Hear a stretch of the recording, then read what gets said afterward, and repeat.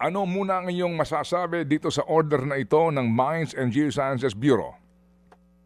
Ay naku po, laking pasasalamat po namin nung mabalitaan po namin kahapon na suspendido nga po itong exploration permit ni Google Corporation. Laking tuwa po namin. Dapat magrarally sana kami kahapon sa munisipyo pero tinigil na po namin. Hindi na po kami nagrally after the hearing dahil sa tuwa po ng mga tao. Ay nagpasalamat na lang po kami. At eto nga po, bukas kasi mayroong malawakang rally sa Kapitolyo and we are preparing na mag-celebrate kami dahil ito po ay victory. It's a victory for all of us dito po sa Nueva Vizcaya, hindi lang po sa Dupax del Norte.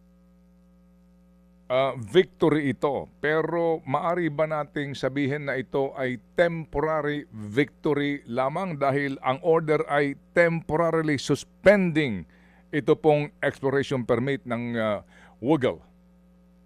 Tama po. Temporary victory po ito. Pero nang nakikita po namin ay positive po kami na sana ang panalangin po natin ay tuluyan na pong makansela yung permit ni Google. And with the persistent and consistent action of the people, yung patuloy po na pagbabarikada at pagkikipaglaban kontra sa mining po dito, ito po yung nakikita po namin na isa po sa malaking kadahilanan kung bakit sa ngayon po ay ang dami na pong nakakaalam dito sa issue ng mining dito sa Dupax del Norte. Umabot na po sa Senado, umabot na po sa Kongreso, naandyan na po yung mga different churches, different bishops, pastors, and priests from different church denominations. Naandyan na po yung mga universities, mga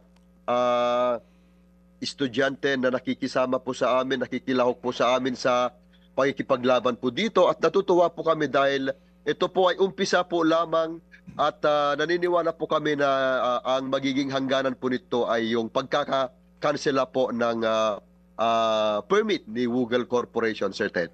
Mga kapatid, brothers and sisters, saan ka pa? Dito na tayo sa totoo.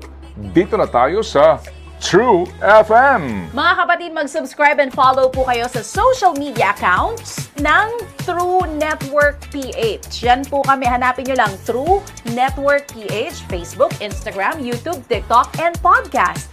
Mapa Apple or Spotify man yan, mahahanap nyo kami. Lahat ng mga napapanood at napapakinggan nyo po sa programa, nasa social media accounts namin yan. So, paano mga kapatid?